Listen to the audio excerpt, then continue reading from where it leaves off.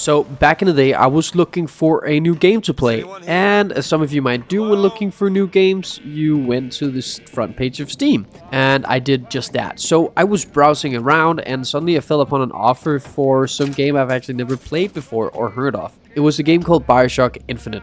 At this point in my time, that was when I was around 14, 15 years old, I was playing CSGO, Call of Duty, Minecraft, and a tiny weeny beanie too much of World of Warcraft. I was a little bit addicted, if you could call it that. This was my first real single-player story experience, so I wanted to try it out again here, I think about 10 years after I bought it first time. And I wanted to revisit the game and see if it still holds up all these years later. So the game starts off with us at the coast of Maine in the year 1912. I'm in this boat with these two strangers that is taking us to some lighthouse out in the middle of absolutely nowhere. So when I was actually younger, when I tried this game out for the first time, I thought these two people were twins. But right now I'm a bit confused as to what they are really representing, but I think we're getting introduced to them better later on in the game. So the way they're introducing this game is just very cryptic and weird, but that's also how the other games of this series are introduced. This game is a complete opposite to the other two games because the other games are set underwater, where this is set in the sky. It's set in a city floating in the sky, is led by some kind of crazy man, and he talks an awful lot about himself, and his name is Father Comstock, and he is calling himself the Prophet. But it's not just himself, every other person in the city is also calling him the Prophet. So our first introduction to this world is us getting drowned by a priest. A fucking priest. That's new. So first objective, locate a landmark. Second objective, find the girl. So we meet these two people again. Heads. Or tails. Come on, let me through. Heads. Or tails. And I can remember as a kid, I thought these two people were the weirdest thing about this game, but now that I'm getting older, I think it's the whole construct of this cult religion that everybody is following around here without question, and that might be weirder, to be honest. Oh yeah, and also we are something called the False Shepherd. We have AD branded on our hand, and that is going to be revealed later on what that means, because it's not directly related to the False Shepherd, but you're going to get that later in the video. And we get to the infamous raffle of this game. And if you ever played or heard about Bioshock Infinite, you have most certainly heard about this scene from the game. When I was a kid, this scene always rubbed me the wrong way, and I felt bad for the two people up on the stage, so I threw the ball at the guy with the top hat. No fucking questions there. Just like I did back in the day when I was playing this game.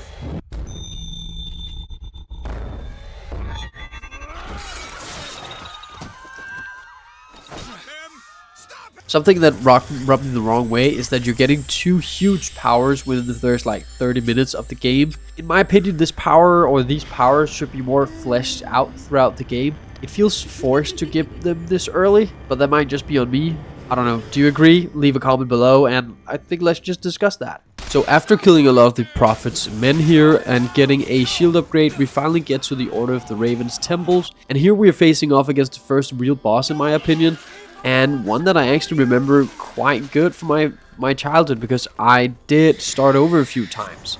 The Temple of the Raven is pretty much just their kind of our world's Ku Klux Klan, or the KKK for short. Their motto in this game is protect our race, so they're basically a bunch of racist hillbillies with empty brains. So fucking assholes, let's just kill all of them. That was my philosophy when playing this game.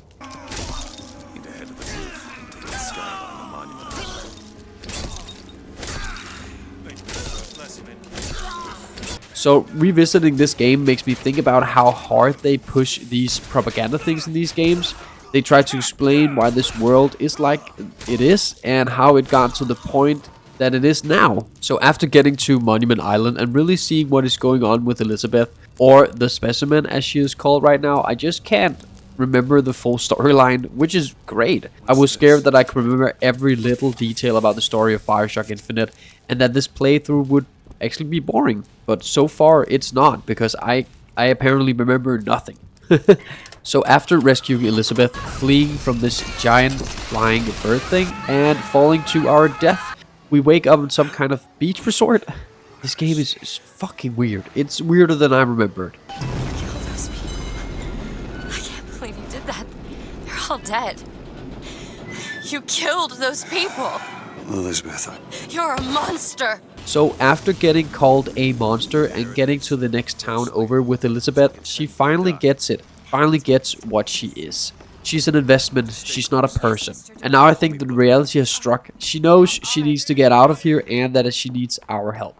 I think this is a great way of introducing mechanics into a game, showing us a blocked path and making us get the mechanic in another place of the game makes us also want to explore. And that is what Bioshock actually does really good. In this example, it is actually the shock jockey power that we need in order to power the gondola that takes us to the airship. We therefore had to take a detour to a place called the Hall of Heroes to get this power. In the Hall of Heroes, we get introduced to the Vox Populi and Daisy Fitzroy. So the Vox Populi is a rebel group and Daisy Fitzroy is their leader. So we also found out that Elizabeth is the daughter of Comstock. Comstock's daughter. No, I can't be. And that the reason she's imprisoned in the tower is firstly her abilities, but secondly that Father Comstock wanted to keep his child a secret from the rest of the city. At the end of the Hall of Heroes, we had to fight Slade, an old acquaintance of the guy that we are playing, Booker DeWitt. They fought together at a place called Wounded Knee, and Slade wanted his soldiers to actually die at the hand of a soldier instead of Comstock's men. At this point in the story, we just murder people for free. We shoot Slade, we get the shock jockey power, and we get back to power the gondola that takes us to the airship actually. And finally we arrive at the First Lady airship. Here we wake up in some kind of work camp. I think we got knocked out by the Vox Populi. So we are tasked with fighting an arms dealer for said rebel group before we could get our ship back. So I guess that's next. There's nothing in this game that's supposed to be easy, I guess. So after getting to the factory, we meet Elizabeth and we run after her.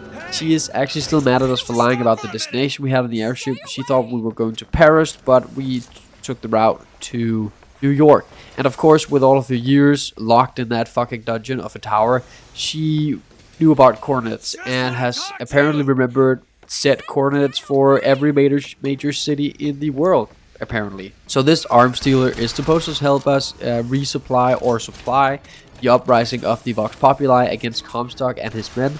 So after going through the factory and fighting our way through I don't know how many waves of enemies at this point, looking at different kind of propaganda posters straight out of the early factory days, we finally arrive at this entrance. So after a small propaganda video from Think about why the workers don't get paid in real money but in factory cash or currency, we arrive at the factory city, and here we murder a bunch of private security before getting to the real deal, the actual gunsmith that we are supposed to get.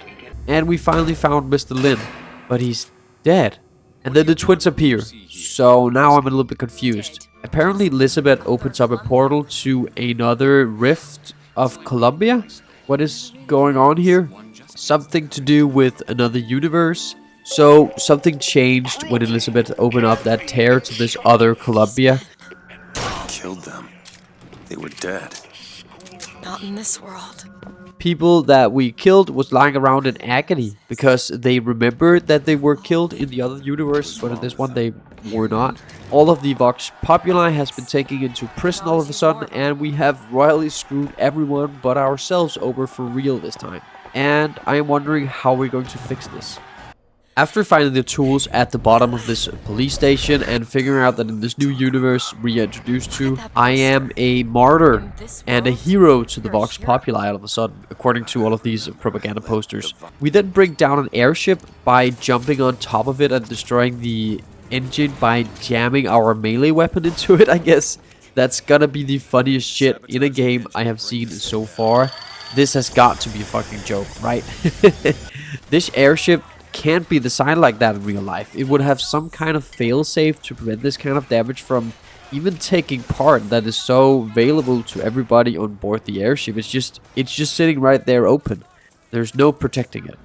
And I know what you're thinking, Benson, it's a video game, get your head out of the gutter.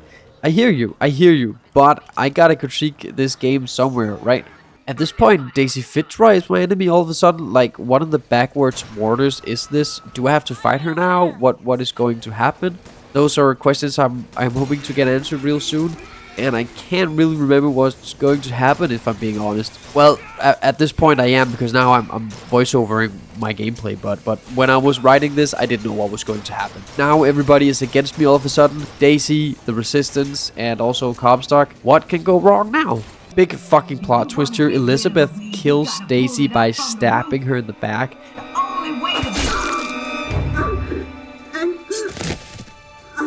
And afterwards locks herself in a cabin on the airship, just full of guilt. But so far there is actually nothing we can do. So we're just charting a new course and see where this giant balloon takes us. Apparently Songbird takes down the ship and we meet the twins again. And again. And again. And again. So I think it's like the 5th times we have met the twins already. I have lost count at this point, to be honest with you guys. So now we have to head to the grave of Elizabeth's mother. At this point, this game is getting more morbid by the second. I think we're about to rob a grave. I don't know. That's where the vibes are heading, to be honest. So after killing Lady Comstock's ghost, we finally get access to this last part of the game. But of course, we get attacked by Songbird, thrown through the house and onto the highest place possible right now. Songbird takes Elizabeth, and we have to follow after and catch up, I guess.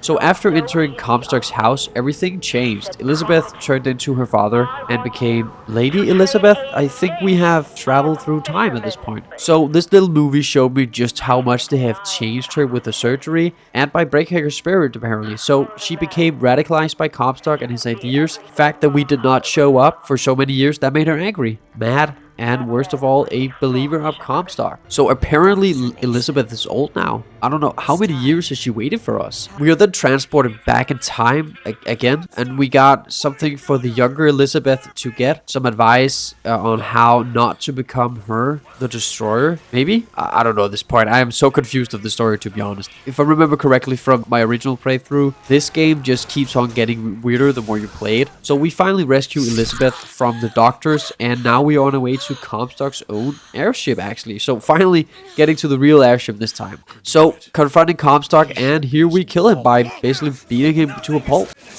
You lock her up for her whole life! Booker! You cut off her finger and you put it on me! Booker, stop it! You killed him. What did he mean? So after taking down the Vox Populized attack forces, we meet with Elizabeth at the bow to talk strategy on how to take down the tower. We use the whistle to call on Songbird to take the tower down, that is keeping Elizabeth from using her full powers. And we are suddenly transported to Rapture. This scene has so many references to the first 2 Bioshock games, it's insane. I love it. We are now back at the tower again, and the tower at the beginning of the game, we have gone complete full circle. So after going through I don't know how many doors, we arrive at a place 20 years after Wounded Knee, and here we actually get baptized. Okay, so this is crazy. So in short, Elizabeth's name is actually Anna, and we apparently gave her away 20 years ago to Comstock, and we went to the Flying City to get our daughter back. This is crazy. This is some psychological thriller kind of headache. So in the end, we get called both Booker and Comstock, and that's what I don't understand. When was we Comstock, and when was that implied? Is this some kind of artistic throwback I just don't really understand? So I'm just gonna Google that quickly. Okay, so this makes so much more sense now. So in one timeline, we are Booker, the Booker that did not choose to become baptized and therefore became the gambler and the alcoholic Booker. But in another universe, Booker chose to be reborn as Comstock and later on went to found Columbia. So Booker and Comstock are the same person living in the same universe, but also in separate ones at the same time. So yeah, this game is kind of fucking with my head in ways I totally forgot that it could. The only thing that reminds me of this is the movie Shutter Island. This game has some very Shutter Island vibes, kind of.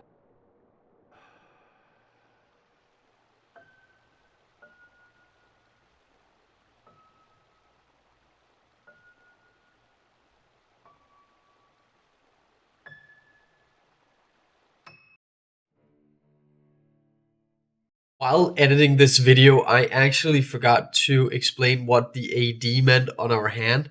So apparently Anna is our daughter, so her name is Anna Do It. That's why AD is branded on our hand to never make him forget who Anna was. And that's why the False Shepherd has AD, because then we know, or Comstock knows, that the False Shepherd with AD on it is actually Anna's real father.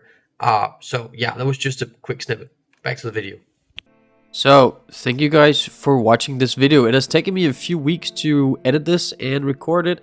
I hope you enjoyed this new way of doing it, because I really do enjoy it. So, if you have any comments about it, both negative and positive, you can leave that down in the comments below.